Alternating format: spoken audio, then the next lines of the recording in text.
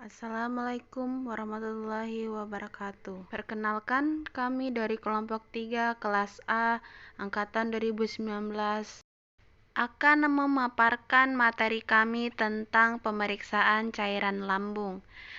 Pertama-tama saya akan memperkenalkan anggota saya. Yang pertama Rusna, yang kedua Lini Amriani, dan yang ketiga Fadlia, yang keempat Ratnasari, yang kelima Yayu Nurul Asmi, yang keenam Fitri Wulandari, yang ketujuh Pradila, dan yang terakhir Hadijah.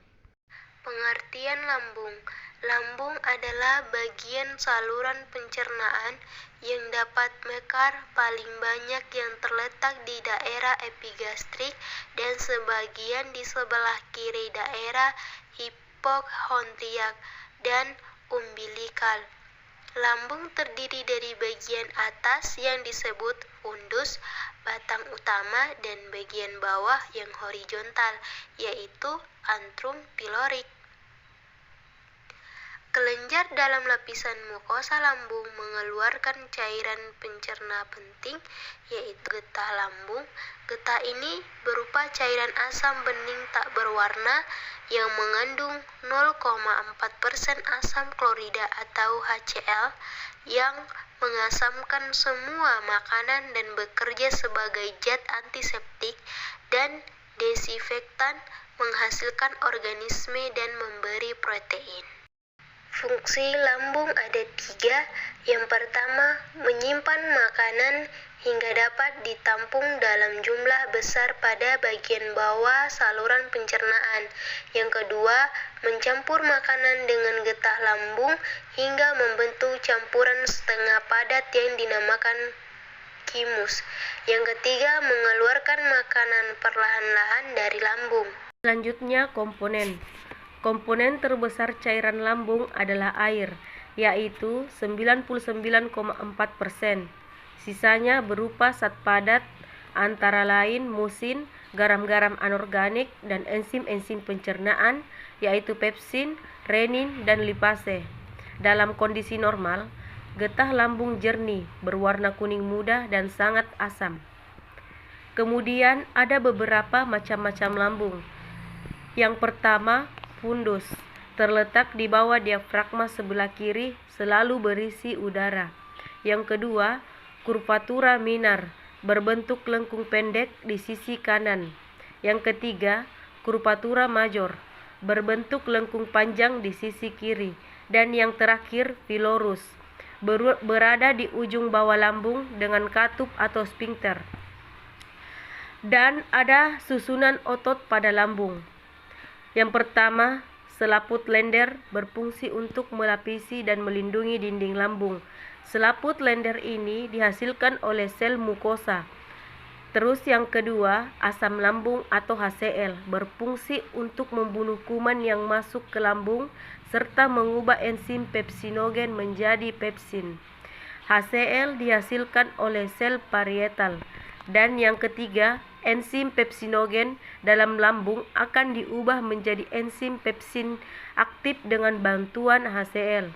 Enzim pepsin aktif berfungsi untuk mencerna protein atau sifat proteolitik. Ketiga susunan otot ini dapat berfungsi untuk mengaduk makanan secara mekanis.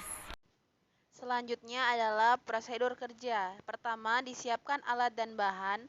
Peralatannya adalah selang karet atau plastik ukuran 12 sampai 18 fr, klem selang, handuk, wadah atau piala ginjal, tisu, pelumas, dan air es. Cara kerja. Pertama, mencuci tangan. Yang kedua, menjelaskan prosedur dan tujuan analisis getah lambung. Persiapan kalian, puasa, makan pada 12 jam sebelum tindakan, air minum 8 jam sebelum tindakan, dan tidak minum obat. Yang ketiga, menutup bagian atas tubuh kalian dengan duk atau handuk dan memberikan bengkok untuk meludah.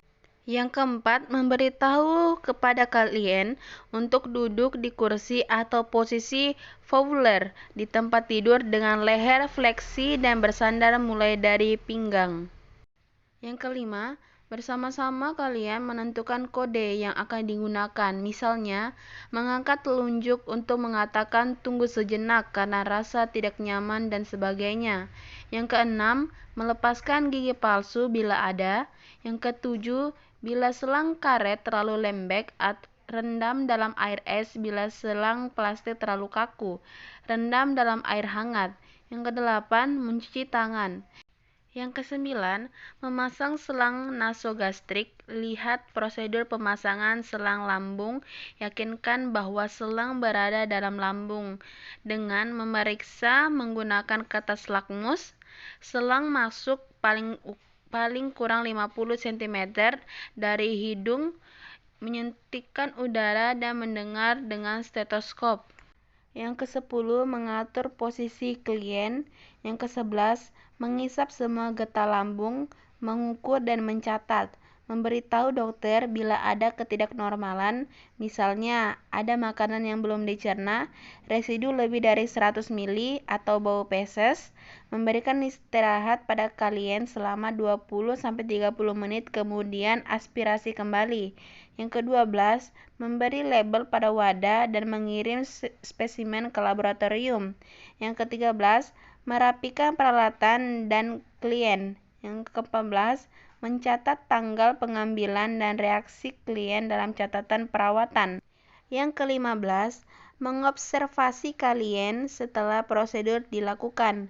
Yang ke-15, mendokumentasikan prosedur dan respons klien dalam catatan klien.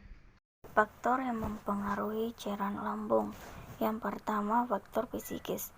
Faktor ini sama dengan mempengaruhi kerja glandula saliva atau kelenjar ludah, yaitu merefleksi, pikir, melihat ataupun mencium makanan. Yang kedua yaitu faktor hormonal. Pengaruh dari faktor ini umumnya berlangsung melalui tahapan gastrium dan tahapan intestinal, yaitu yang pertama tahapan gastrium berdasarkan pada timbulnya rangsangan, yaitu setelah makanan masuk ke lambung hormon gastrin terproduksi. 2. Tahapan intestinal juga berdasarkan pada timbulnya rangsangan. Jelasnya sesaat cairan memasuki duodenum, hormon ini berfungsi merangsang keluarnya getah pankreatik dan empedu. Namun, apabila terdapat lemak dalam makanan yang harus ke usus, maka akan keluar hormon enterogastrum. Hormon ini berfungsi menghambat keluarnya cairan lambung atau HCl, serta berfungsi menghambat berlangsungnya motilitas gastrointestinal gastrastur atau GIT. Sekian dari pemaparan kelompok kami. Kurang dan lebihnya mohon dimaafkan. Assalamualaikum warahmatullahi wabarakatuh.